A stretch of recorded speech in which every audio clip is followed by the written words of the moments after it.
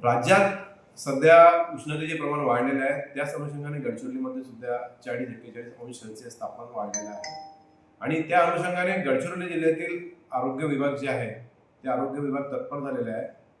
जिल्हा शल्य चिकित्सक आपल्यासोबत आहेत। मॅडम, आपण त्यांच्याकडून जाणून घेऊया त्यांनी काय उपाययोजना केलेल्या आहे, काय सांगतील आपल्याला, काय सांगाल मॅडम? नमस्कार। गडचिरोली जिल्ह्यामध्ये यंदाचं तापमान 45 ते 46 डिग्रीपर्यंत गेलेलं आहे। ह्या उच्च तापमानाला आपल्याला कसं स्वतःचं संरक्षण करता येईल, तर सगळ्या गडचिरोलीकरांना मला आवाहन करायचं वाटतं की सगळ्यांनी डोक्यावरती कपडा पांढऱ्या रंगाचा घालूनच बाहेर पडावं।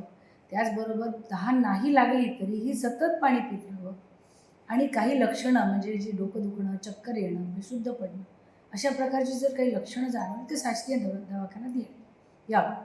आपल्या सामान्य रुग्णालयामध्ये 10 बेड AC असा एक वॉर्ड आपण तयार केलेला आहे।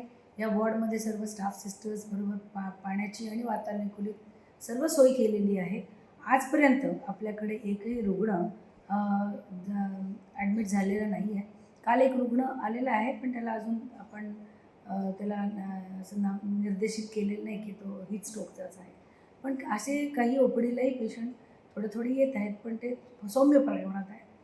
पण ह्याच्या आधी आपण प्रतिबंधात्मक उपाययोजना करणं सगळ्यात महत्त्वाचं।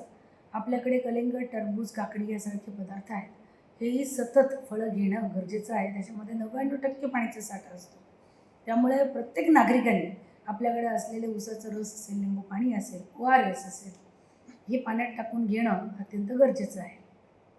आपल्यासोबत जिल्हा शल्य चिकित्सक होते, त्यांनी सांगितलेले उपाययोजना आणि आरोग्याने त्यांची कशी काळजी घ्यावी ते सुद्धा त्यांनी सांगितलेलं आहे। NDTV मराठी करता मनीष जगताप, गडचिरोली।